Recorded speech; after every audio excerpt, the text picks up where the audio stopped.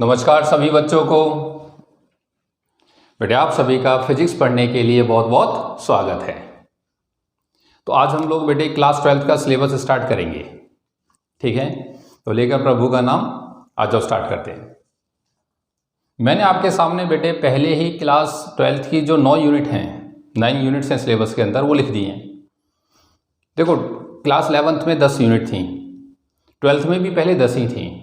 4-5 साल पहले एक यूनिट यहाँ पर कम्युनिकेशन थी, वो सिलेबस से कट गई है, तो यहाँ पर 9 यूनिट रह गई है अब, ठीक है ना। तो 10 11th की और 9 12th की, ये टोटल हमारा फिजिक्स का सिलेबस होता है, ठीक है। क्योंकि किसी भी कॉम्पिटिशन एग्जाम के लिए जब आप फिजिक्स देखोगे तो ये टोटल 19 यूनिट आपके फिजिक्स के सिलेबस में है, ठीक है। एक बार यूनिट देखो सारी। Number 1 electrostatics, number 2 current electricity, number 3 magnetic effect of current and magnetism, number 4 EMI AC electromagnetic induction and alternating current, electromagnetic waves, optics, dual nature of matter, atoms and nucleus and semiconductors. इस semiconductors को बेटे हम लोग electronic devices भी कहते हैं, ठीक है। वैसे बुक के अंदर तो इलेक्ट्रॉनिक डिवाइसेस ही लिखा मिलेगा आपको, CBSE सिलेबस के अंदर भी, लेकिन ज़्यादातर हम इसको सेमीकंडक्टर्स के नाम से ही जानते हैं, ठीक है। ये यूनिट है बेटे। अगर आप चैप्टर वाइज देखोगे तो NCERT के अंदर टोटल 14 चैप्टर्स हैं, ठीक है ना। और हम लोग यूनिट ही कंसीडर करते हैं क्योंकि जो मार्क्स का डिस्ट्रीब्यूशन है CBSE का, वो यूनिट वाइज है।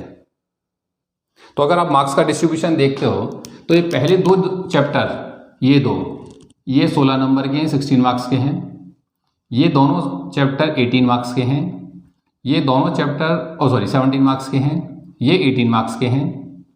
और ये तीनों चैप्टर 19 मार्क्स के हैं, ठीक है। तो उसमें ये 12 नंबर का है और ये सेपरेट 7 मार्क्स का है, ठीक है। 16, 17, 18 और 19, ठीक है ना। आप टोटल करके देखो 70 मार्क्स आ जाएगा। 2 साल पहले डिस्ट्रीब्यूशन हुआ था, उससे पहले ना बेटे हर यूनिट वाइज डिस्ट्रीब्यूशन था। ये इस यूनिट को अलग दिया गया, इसको अलग दिया, ये 8 नंबर की आती थी, ये 7 की आती थी। जब ये यूनिट खत्म करिए उन्होंने 10th यूनिट, तो मार्क्स का डिस्ट्रीब्यूशन कुछ ऐसे हो गया अब CBSE के अंदर। ये दोनों मिलके 16 नंबर की हैं, ये 17 है, 18 है और ये 19 है। बात समझ में आई है। और अगर आप NCERT क्या बुक वाइज देखोगे बेटे NCERT की, तो ये पहली 5 यूनिट जो हैं, ठीक है, ये NCERT की आपकी फर्स्ट बुक है और ये आपकी NCERT सेकंड बुक है, ठीक है ना। यूनिट नंबर 6, 7, 8 और 9 ये NCERT सेकंड बुक के अंदर आती हैं और ये NCERT की फर्स्ट बुक है, ठीक है।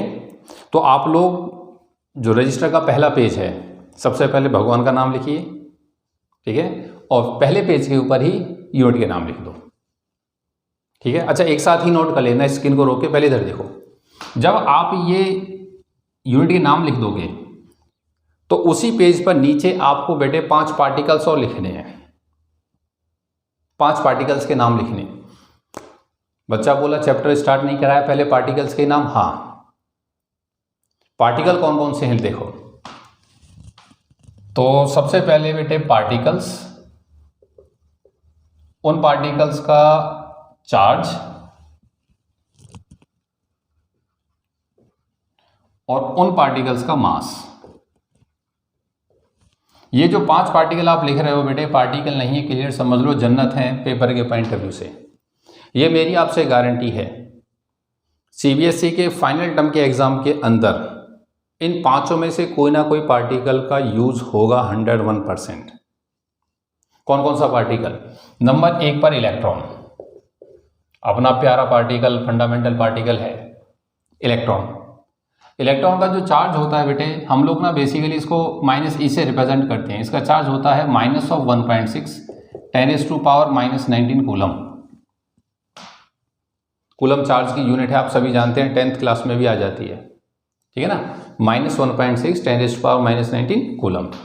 और जो इसका मास होता है बेटे, mass of electron, that is 9.1 10⁻⁻31 kilogram.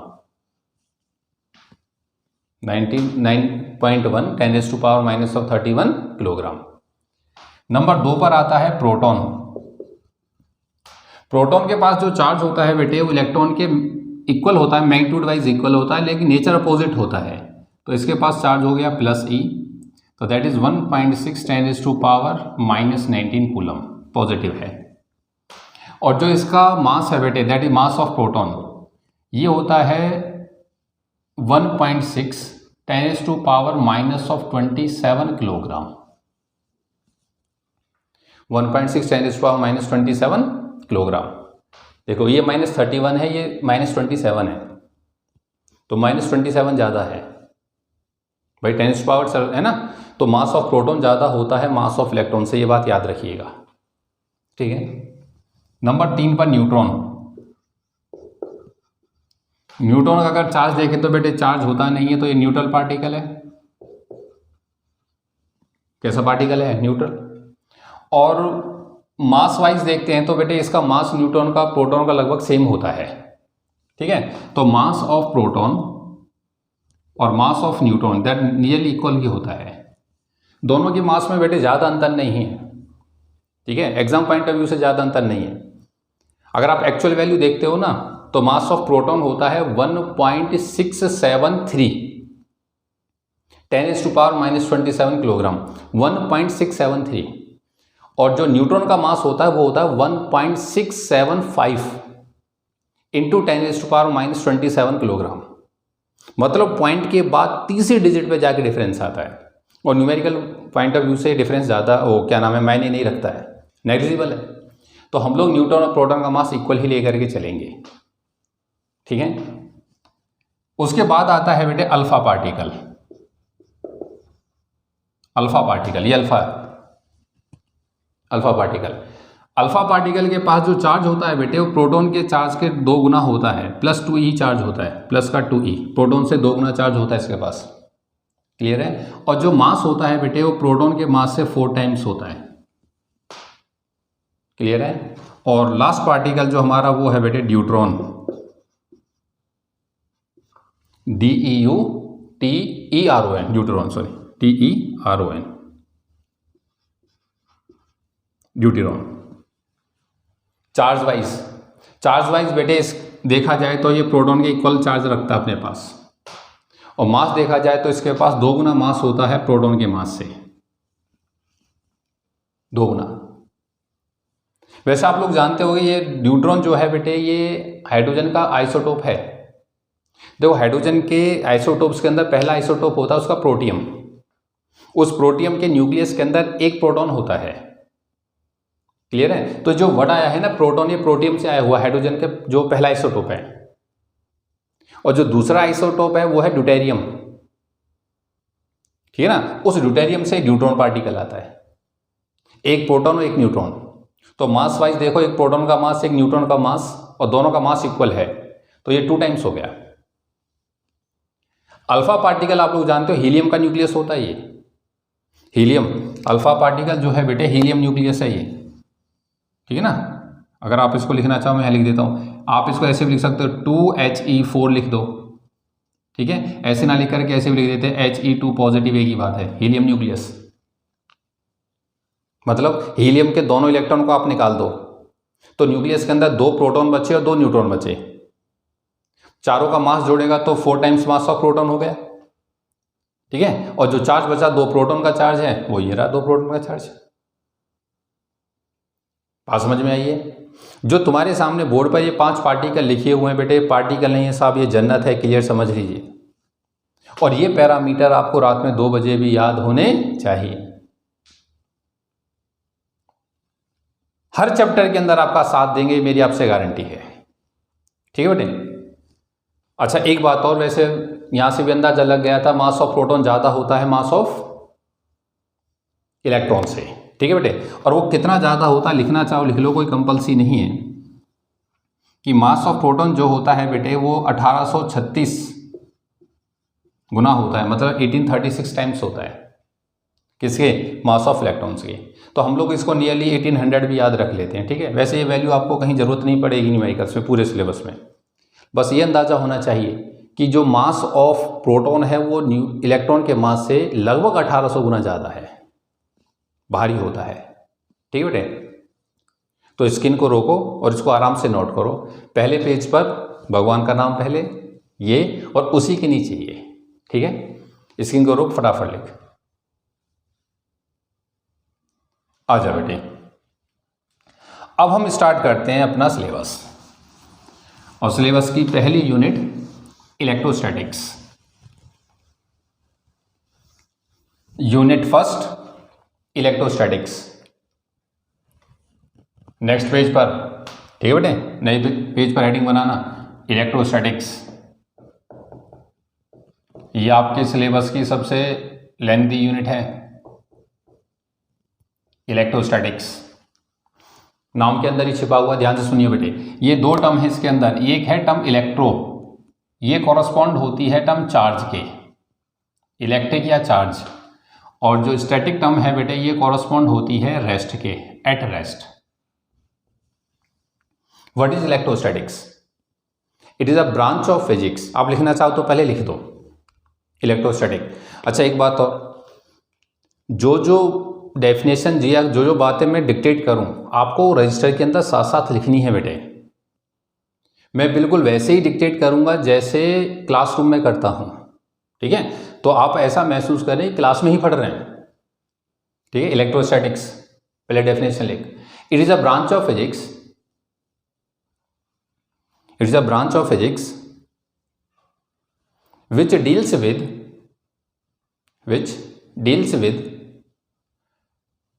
electric charges at rest,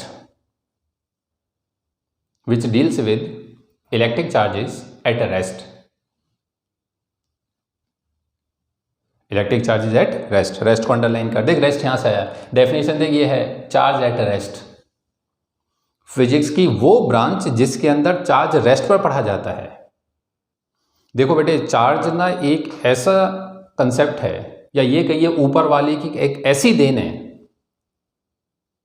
जिसके ऊपर आपकी एनसीईआरटी के पहले 5 चैप्टर बने हुए हैं, जिसके ऊपर आपके एनसीईआरटी के पहले 5 चैप्टर हैं। चार्ज, किसी बच्चे के सामने वर्ड बोल दो चार्ज, बेटे बच्चे के दिमाग में आ जाता है सर इलेक्ट्रॉन की बात कर रहे हैं या प्रोटॉन की बात कर रहे हैं। बोलो सही बात है या नहीं? सबसे फंडामेंटल चार्ज नेचर का इलेक्ट्रॉन ही है। आप देखो एक बार चार्ज को ही देखते हैं पहले। Charge at rest, sir rest पे पढ़ने के लिए फिजिक्स में एक अलग से ब्रांच बनाई गई है। हाँ सर, इलेक्ट्रोस्टैटिक्स बनाई गई है। क्यों बनी है, ध्यान से सुनियो। जो चार्ज होता है ना बेटे, मान लो ये कोई चार्ज है, ये कोई चार्ज पार्टिकल है, जब वो रेस्ट पर होता है तो वो सोर्स होता है इलेक्ट्रिक फील्ड का। किसी का सोर्स होता है इलेक्ट्रिक फील्ड का। आप लोगों ने एक फील्ड 11th में पढ़ी थी, दैट इज ग्रेविटेशन फील्ड। ये इलेक्ट्रिक फील्ड है, वो मास की वजह से जनरेट होती है या चार्ज की वजह से जनरेट होती है। जब किसी बॉडी पर चार्ज आ जाता है तो ये फील्ड जनरेट हो जाती है। ग्रेविटेशन फील्ड लाइन अभी डिस्कवर नहीं हुई है, ये इलेक्ट्रिक फील्ड लाइन से ये डिस्कवर हो चुकी है। ठीक है ना? तो जब कोई चार्ज पार्टिकल रेस्ट पर होता है बेटे, किस पर होता है? रेस्ट पर, एट रेस्ट, तो it is the source of electric field only, electric field only. देखो एक बात को समझिएगा बेटे, जैसे आज तक मास डिस्कवर नहीं हुआ है, बच्चा बोलो मास डिस्कवर नहीं हुआ। हाँ, आज तक ये पता नहीं लगा है कि किसी बॉडी के अंदर मास क्यों आता है, किसी बॉडी के अंदर मास क्यों आता है। हाँ मैं जानता हूँ मास, कोई मेरे से कहे मास तो बिरते में समझ जाता हूँ, मास का मतलब 10 किलोग्राम, 20 किलोग्राम, 50 किलोग्राम, ये मास है सर। लेकिन ये 10 किलोग्राम ये क्या चीज है? तो जैसे आज तक मास का बेस नहीं पता है, आगे इतनी फिजिक्स पढ़ी जा चुकी है, लेकिन हम ये अभी तक डिस्कवर नहीं कर पाए हैं कि मास है क्या चीज, ये किसी बॉडी के अंदर क्यों आता है, उस बॉडी का क्या नाम मास 10 किलोग्राम क्यों है, किस वजह से है। तो जैसे अभी तक मास डिस्कवर नहीं हुआ है, वैसे ही अभी तक ये भी डिस्कवर नहीं हुआ है ये चार्ज क्या चीज है, ये चार्ज क्या चीज है। अब तुम अंदाजा लगाइए कि हम चार्ज के ब्याफ पर कितनी फिजिक्स आगे पढ़ चुके हैं, केमिस्ट्री पढ़ चुके हैं, लेकिन ये डिस्कवर नहीं है चार्ज क्या चीज है। ये सब ऊपर वाले की देन है। ऊपर वाले की देन है साहब ये। जब कोई चार्ज पार्टिकल रेस्ट पर होता है, मान लो ये चार्ज पार्टिकल है साहब, कोई चार्ज पार्टिकल है, अब ऊपर वाले ने इसको देख क्या वरदान दिया हुआ है। हमारे 3 भगवान बड़े फेमस हैं, ब्रह्मा जी, विष्णु जी और महेश, शिव जी। तो सबसे पहले चार्ज पार्टिकल ब्रह्मा जी के पास गया कि साहब मेरे को कोई वरदान दो। उन्होंने वरदान दिया कि जब तक तू रेस्ट पर रहेगा, जब तक तू रेस्ट पर रहेगा तो तू सोर्स होगा इलेक्ट्रिक फील्ड का, सिर्फ it is a source of electric field only. Charge बोला चलो एक वरदान तो मिल गया। फिर इसने दोबारा तपस्या करी, विष्णु जी के पास गया कि जी मुझे एक वरदान और दो। जब इसने दोबारा तपस्या करी और विष्णु जी के पास गया तो विष्णु जी बोले कि जब तू यूनिफॉर्म मोशन में होगा, जब तू किस में होगा, यूनिफॉर्म मोशन में, मतलब इन यूनिफॉर्म मोशन, तो तू इलेक्ट्रिक फील्ड का तो सोर्स होगा ही, क्योंकि तू चार्ज पार्टिकल है तो इलेक्ट्रिक फील्ड का तो तू सोर्स होगा ही। लेकिन इसके साथ साथ तू मैग्नेटिक फील्ड का भी सोर्स होगा। किसका सोर्स होगा? मैग्नेटिक फील्ड का। These are the magnetic field lines. ये वैसे ही लाइंस बनाई है बेटे मैंने, जैसे आपने 11th में है ना करंट कैरिंग वायर की, जब आप फील्ड लाइंस बनाते हैं राइट हैंड थंब रूल से ये बनती हैं, ठीक है ना। तो फील्ड लाइंस क्यों जनरेट हो जाती हैं? वो चार्ज की वजह से जनरेट होती हैं, क्योंकि जब वायर में चार्ज फ्लो करता है हम उसी को करंट कहते हैं। तो ये चार्ज को वरदान मिला हुआ है क्या, कि जब वो यूनिफॉर्म मोशन के अंदर होता है, यूनिफॉर्म मोशन में, तो वो दोनों चीज का सोर्स होता है। किस चीज का? वो इलेक्ट्रिक फील्ड का सोर्स होता है प्लस वो मैग्नेटिक फील्ड का भी सोर्स होता है, जब वो यूनिफॉर्म मोशन में होता है। ये वरदान है इसे ऊपर वाले का। क्यों होता है ये अभी तक डिस्कवर नहीं हुआ है। बात समझ आइए। तो जब चार्ज पार्टिकल रेस्ट पर होता है तो वो सिर्फ इलेक्ट्रिक फील्ड का सोर्स होता है, जब वो मोशन के अंदर होता है तो मैग्नेटिक फील्ड का सोर्स होता है प्लस इलेक्ट्रिक फील्ड का होता है। अब 2 वरदान मिल गए चार्ज को। चार्ज ने फिर तपस्या करी, शिव जी के पास गया, ब्रह्मा जी हो गए हमारे, विष्णु जी हो गए, शिव जी के पास गया कि साहब मेरे को, मैंने तपस्या करी है, कुछ वरदान और दो। तो 2 वरदान तो पहले से थे, एक नया वरदान मिला। ध्यान से सुनिए बात को। जब ये बेटे इन SHM होता है, मतलब इन एसिलेटेड मोशन, जब ये एसिलेटेड मोशन के अंदर होता है, और SHM सबसे बेस्ट एग्जांपल है एसिलेटेड मोशन का, तो ये दो तो बनेंगी, इलेक्ट्रिक फील्ड होगी और मैग्नेटिक फील्ड होगी। इसके अलावा ये एनर्जी का सोर्स बन जाता है। एनर्जी का सोर्स का मतलब ये बेटे सोर्स बन जाता है इलेक्ट्रोमैग्नेटिक वेव्स का। These are the electromagnetic waves, EM waves.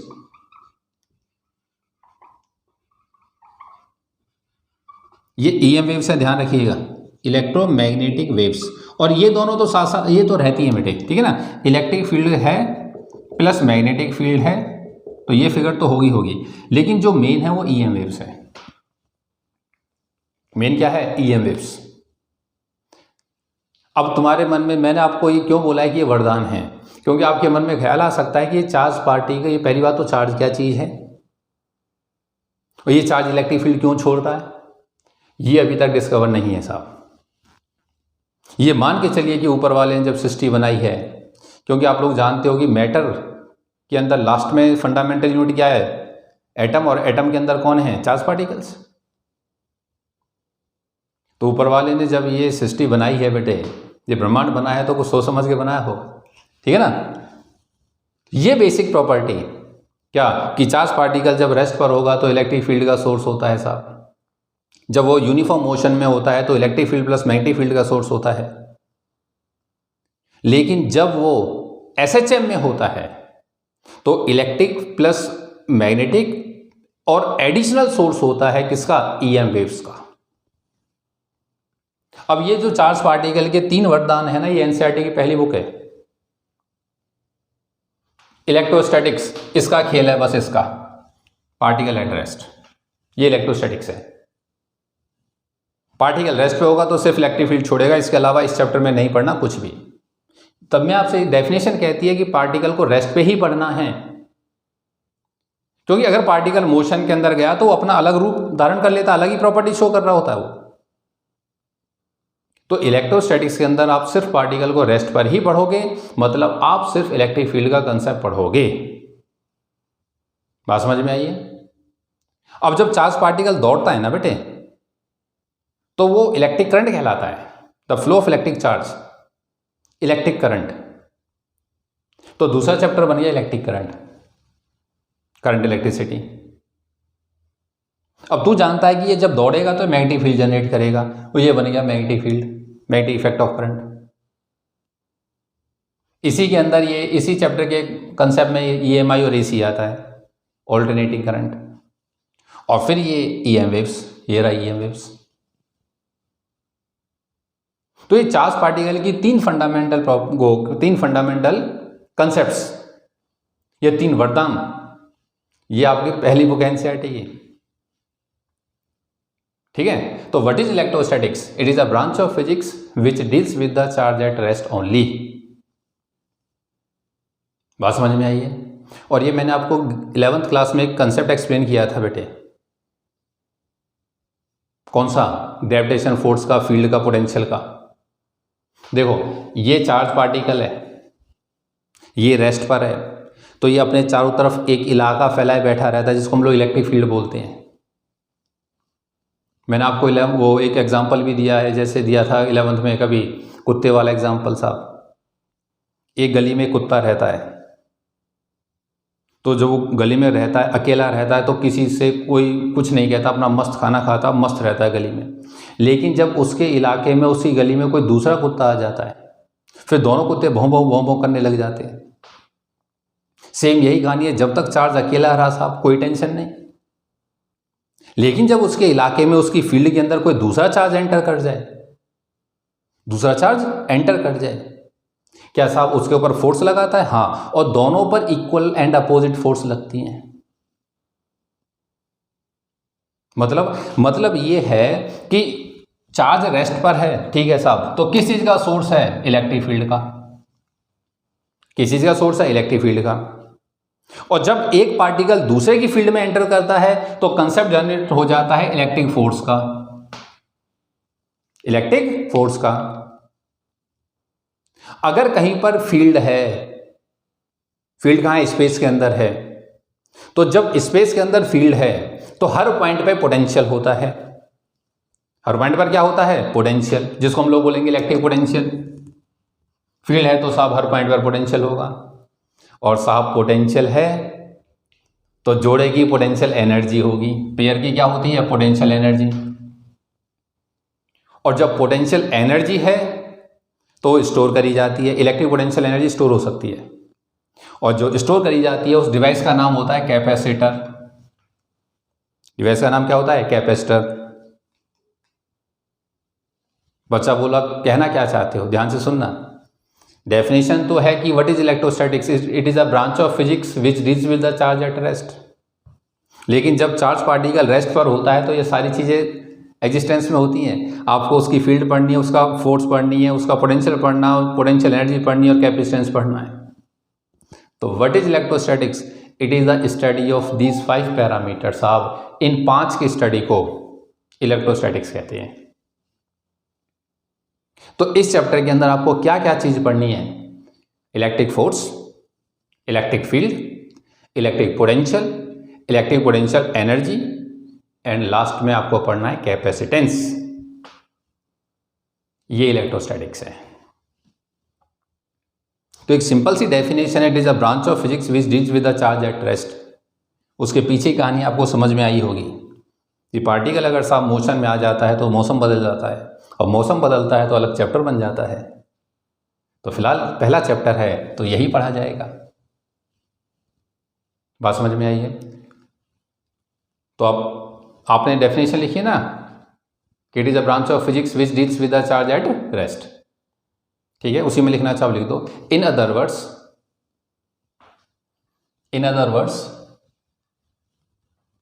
It is the study of electric field, electric force, electric potential and electric potential energy of the charge at rest, of the charge at rest। ठीक है बेटे, skin को रोक, और ये concept जैसे भी आप लिखना चाहो लिखिए, ठीक है। हाँ, एक क्वेश्चन जरूर बना लेना कि पार्टिकल जब रेस्ट पर होता है किसी का source electric field only, in uniform motion field electric plus magnetic EM waves also, ठीक है। इस पर ऑब्जेक्टिव क्वेश्चन बन सकता है। स्किन को रोक, नोट कर इसको। अब आ जा बेटे डेफिनेशन चार्ज की, लिख डिफाइन चार्ज, या चार्ज की definition. It is the intrinsic property, charge किसे कहते हैं साहब? It is the intrinsic, INTRINSIC, intrinsic होती है मूलभूत। It is the intrinsic property of a body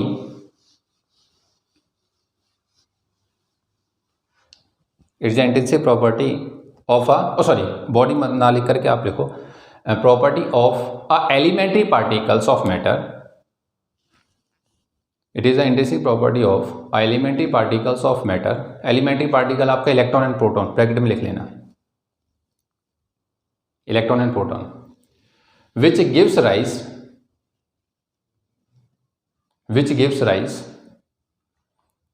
to force between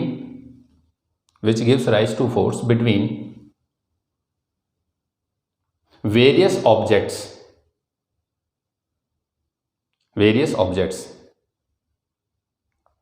अब तुम इसकी डेफिनेशन देखो, it is the intrinsic property of the elementary particles. अब डेफिनेशन में छिपा हुआ है साहब, अभी सारी बातें हमें नहीं पता है। एक प्रॉपर्टी है ये चार्ज की, पार्टिकल की एक प्रॉपर्टी है जिसकी वजह से दो ऑब्जेक्ट आपस में फोर्स अप्लाई करते हैं। इंट्रिंसिक मतलब मूलभूत, बात समझ आई है? तो व्हाट इज चार्ज? तो इट इज अ प्रॉपर्टी, सही है ना। किसी भी एलिमेंट्री पार्टिकल की प्रॉपर्टी है जिसकी वजह से वो बॉडी या वो पार्टिकल्स आपस में फोर्स एक्सपीरियंस करते हैं, ठीक है बेटे। तो that is the definition of charge. अब इसमें छोटी छोटी बातें लिख लो, एक बार मार्क करके लिखते जाइएगा। First observe by FIRST, first observe by ancient Greeks, ANCIENT, ancient Greeks, GREEKS।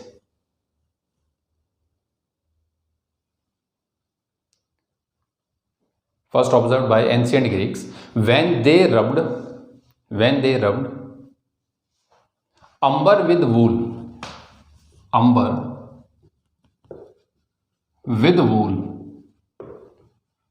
बेटे हम लोग तो अभी छठी क्लास से 7वीं क्लास से नाम पढ़ लेते हैं। चार्ज दो तरह का है, एक प्लस एक माइनस है ना।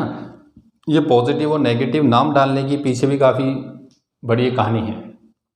बेंजामिन फ्रैंकलिन साइंटिस्ट हुए हैं जिन्होंने टर्म दी थी पॉजिटिव और नेगेटिव। ग्रीक के साइंटिस्ट है जिन्होंने बेटे सबसे पहले डिस्कवर किया था कि ये कुछ चीज़ है।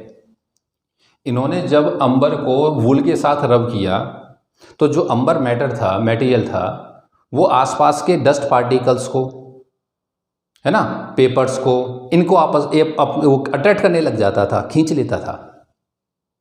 वहां से ये बात समझ में आने लगी थी यार कुछ ना कुछ चीज़ तो है। ये जब हम इसको अंबर को और वूल को रब करते हैं और वूल को हटा देते हैं तो जो अंबर है वो पार्टिकल्स को, दूसरे पार्टिकल्स को अट्रैक्ट कर रहा अपनी तरफ।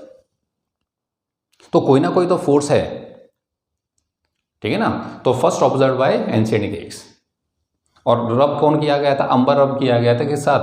वूल के साथ, ठीक है। Next, it is represented by small Q. ज़्यादातर हम स्मॉल क्यू से दिखाते हैं, कैपिटल क्यू से भी दिखा सकते हैं बेटे, ठीक है। रिप्रेजेंटेड बाय स्मॉल क्यू और capital Q. It is a scalar quantity, it is a scalar quantity. Scalar quantity, SI unit coulomb,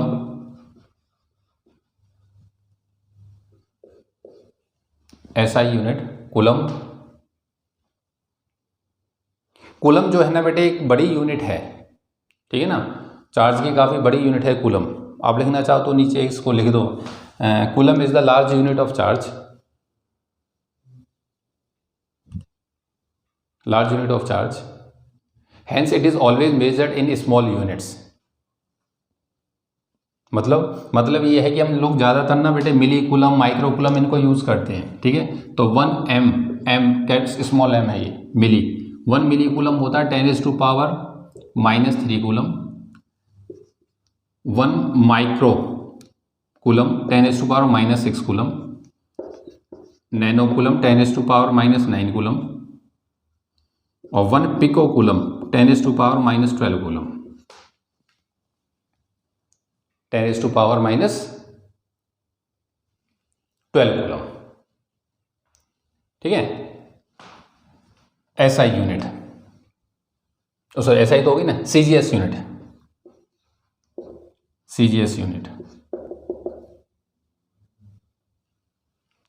stat coulomb, एक तो है स्टैट कूलम, एक है फ्रैंकलिन, ये बेंजामिन फ्रैंकलिन साहब के नाम पर है। एक है ESU इलेक्ट्रोस्टैटिक यूनिट, एक है ESU इलेक्ट्रोस्टैटिक यूनिट, ये CGS है। और 1 कूलम जो होता है ना बेटे, 1 कूलम इक्वल होता है 3 × 10⁻⁹ stat coulomb.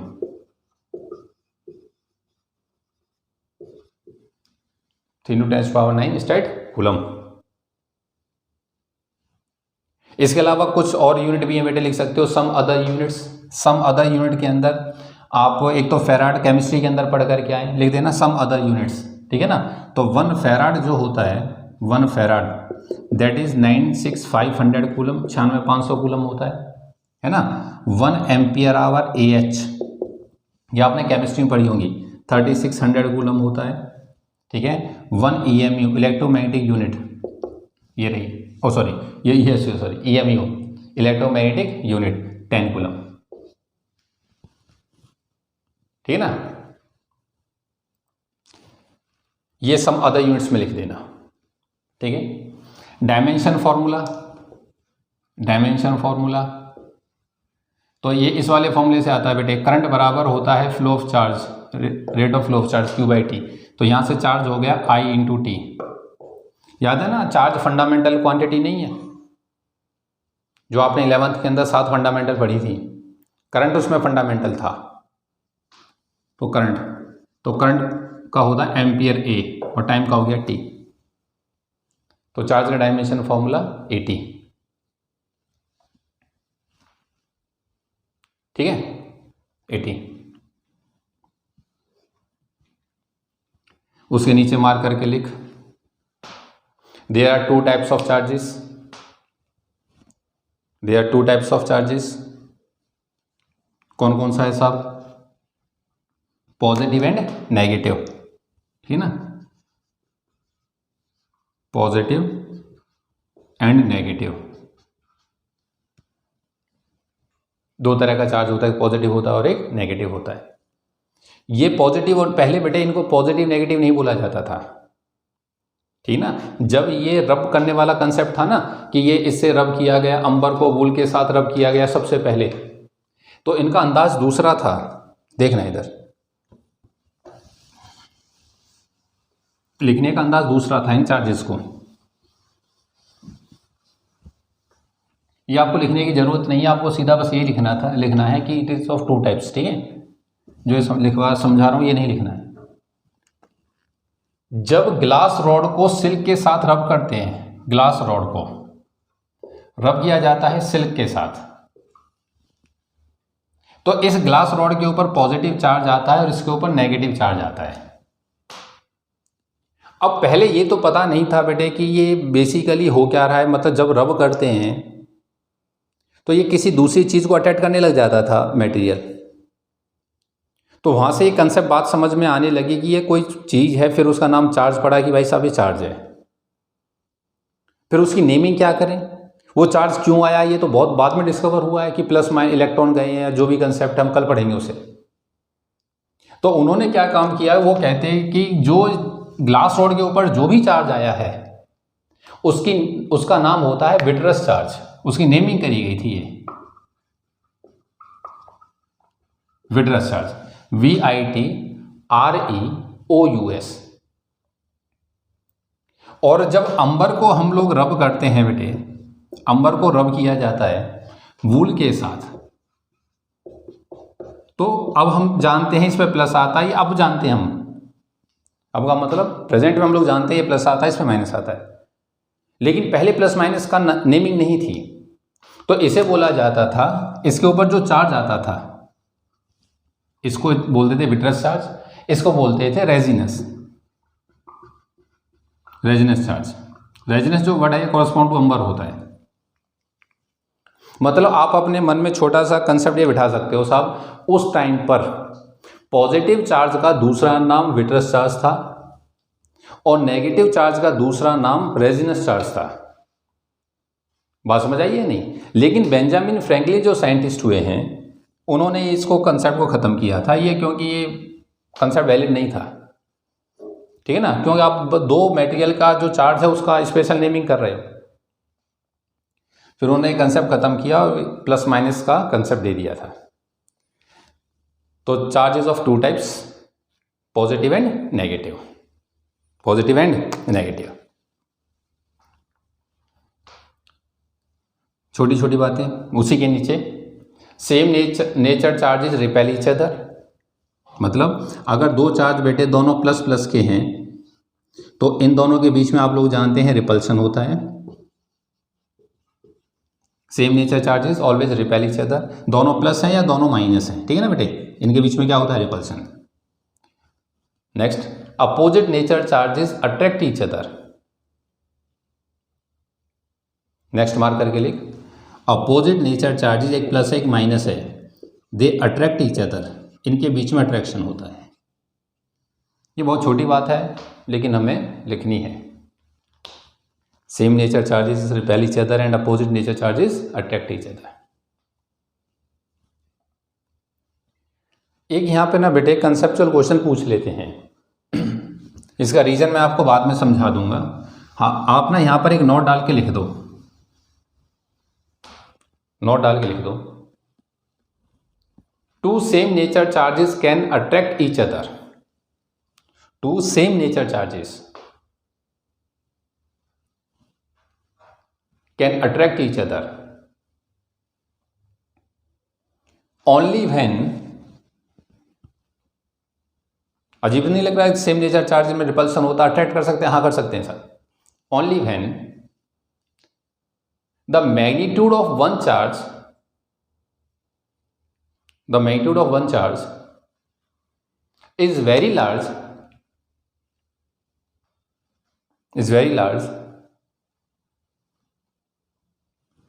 as compared to the magnitude of other charge,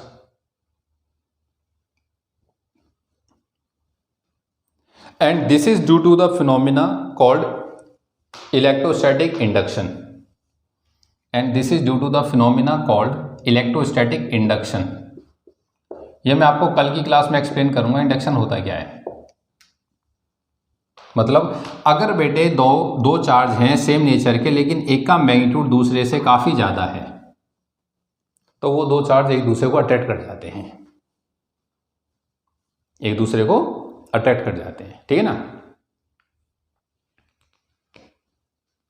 क्यों कर जाते हैं कल की क्लास में एक्सप्लेन करूंगा, ठीक है। एक क्वेश्चन बना के लिख बेटे, right the physical meaning of, right the physical meaning of,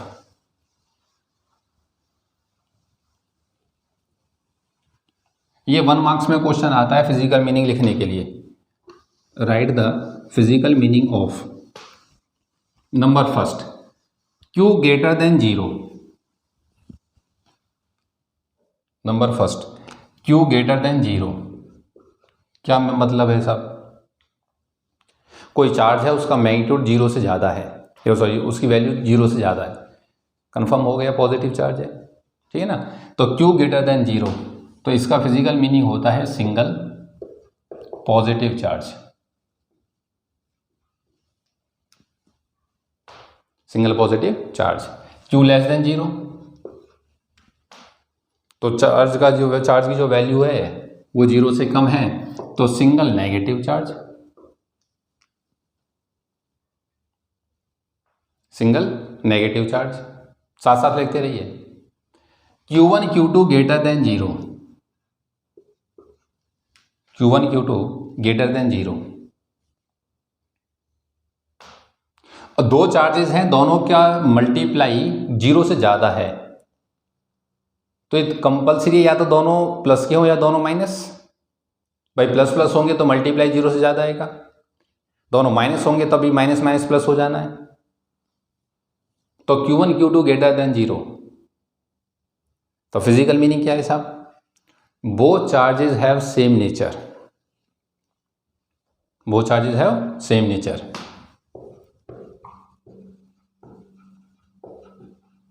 And force between them is repulsive,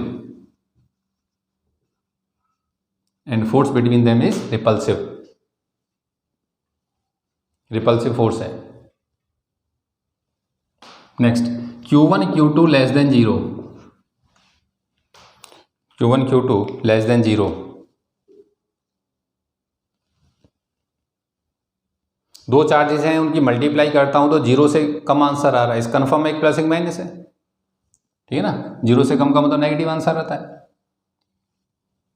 तो फिजिकल मीनिंग क्या हो गया, both charges have opposite nature,